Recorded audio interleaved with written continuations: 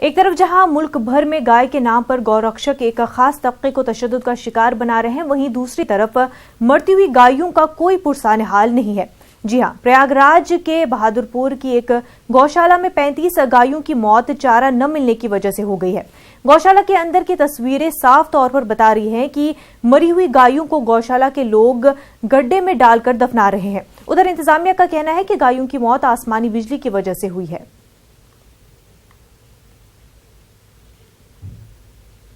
गैया का बता रहे हैं 35 गैया मरी हुई हैं। कैसे हुआ है कुछ पता? अब ये तो यार पानी में डूबने से हुई, या कुछ कहते हैं करंट लगने से हुआ, कुछ कहते हैं चारा नहीं खिलाया गया, कमजोर थी, पानी में गिर के मर गई है।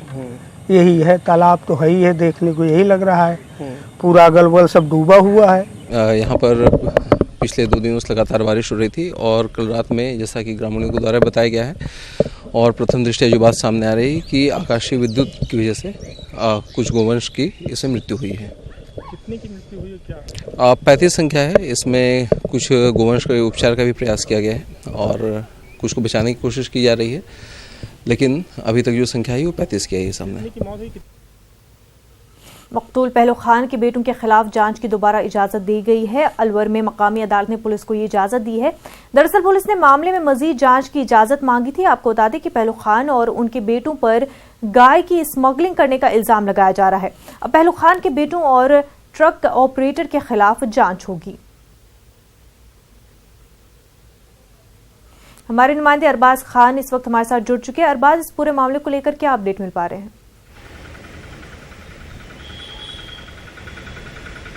देखिए, जिस तरीके से सबसे पहले हमने बताया था कि जब चार्जशीट के अंदर जो बात सामने आई थी, जो मई में पेश की गई थी, उसमें जो पहलू खान के दोनों बेटे हैं वो और खुद पहलू खान दोनों को नामजद किया गया था और उनके खिलाफ यहाँ पर चार्जशीट पेश की गई थी। उन्हें इसका कसूरवार बताया गया था कि ये स्मगलिंग कर रहे हैं काऊ की, और स्मगलिंग के जो उन्होंने गोरक्षा एक्ट है उसके तहत बाकायदा उनके खिलाफ जो है कई आरोप भी तय किए थे और चार्जशीट पेश कर दी थी ताकि मामला आगे बढ़े। लेकिन पूरे मामले में जब बवाल मचा, लोगों ने इस बात के ऊपर सवाल उठाया कि कांग्रेसी हुकूमत जो कि पूरे पिछले 5 साल लगातार बीजेपी को सिर्फ इस बात पर घेरती रही कि मॉब लिंचिंग और इस तमाम तरह के जो मामला सामने आ रहे हैं वो सही नहीं है, और खुद हुकूमत में आते ही चार्जशीट में कैसे जो मजलूम है उन्हें यहाँ पर मुजरिम बना करके पेश कर सकती है। फिलहाल जो एक मुख्यमंत्री अशोक गहलोत ने यहाँ पर वादा किया था कि मैं कोशिश ये करूंगा कि इस पूरे मामले की जांच दोबारा हो, या तो इस तरीके का कोई गलत काम नहीं होना चाहिए, लेकिन उन्होंने दोबारा जांच के लिए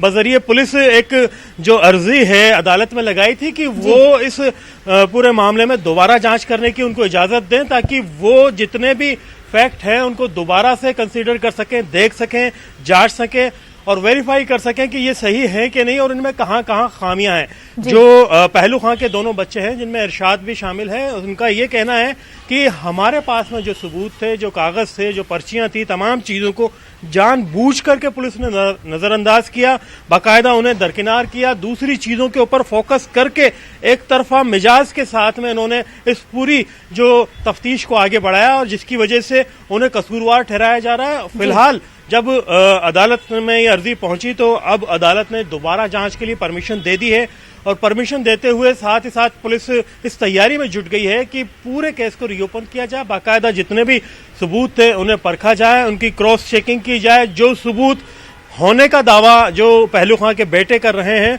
उन्हें भी अब जो है रिकॉर्ड पर लिया जाएगा। रिकॉर्ड पर लेने के साथ साथ उन्हें देखा जाएगा कितने सही हैं और कितने अदालत में उनके सबूत टिक पाते हैं, किस तरीके से रहते हैं, क्योंकि जो पुलिस के नजरिए को लेकर के सवाल पहलू खां की फैमिली और तमाम समाजी तंजीमों ने उठाया था वो बड़ा सवाल था, क्योंकि जब तक पुलिस बिल्कुल बैलेंस्ड होकर के इंसाफ की तरफ आगे बढ़ते हुए सही तरीके से तफ्तीश नहीं करेगी तब तक मजलूमों को इंसाफ नहीं मिलेगा।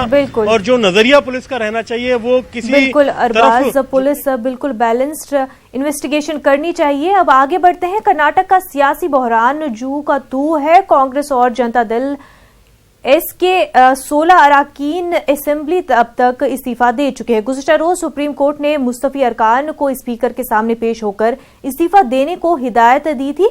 अदालत ने स्पीकर को भी हिदायत दी थी कि बागियों के इस्तीफों पर जल्द फैसला करे और जुमे को अदालत को हालात से आगाह करे। आज सुप्रीम कोर्ट में स्पीकर को रिपोर्ट पेश करना है। दूसरी जानिब आज से कर्नाटक असेंबली का 11 रोजा मॉनसून इजलास शुरू हो रहा है। सेशन का आगाज ऐसे वक्त में हो रहा है जब रियासत में सियासी गैर यकीनी सूरत हाल है।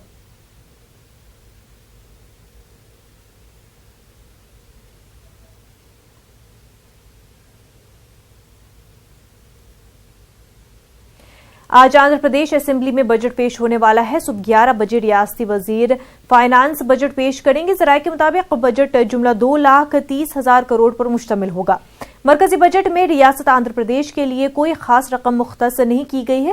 उसके बावजूद रियासी हुकूमत ने समाज के हर तबके को नजर में रखते हुए बजट तैयार किया है। रियासी वजीर फाइनेंस राजेंद्र नाथ रेड्डी ने बताया कि तालीम, ज़राअत, सेहत और मकानात की तामीर को बजट में खसूसी तरजीह दी गई है।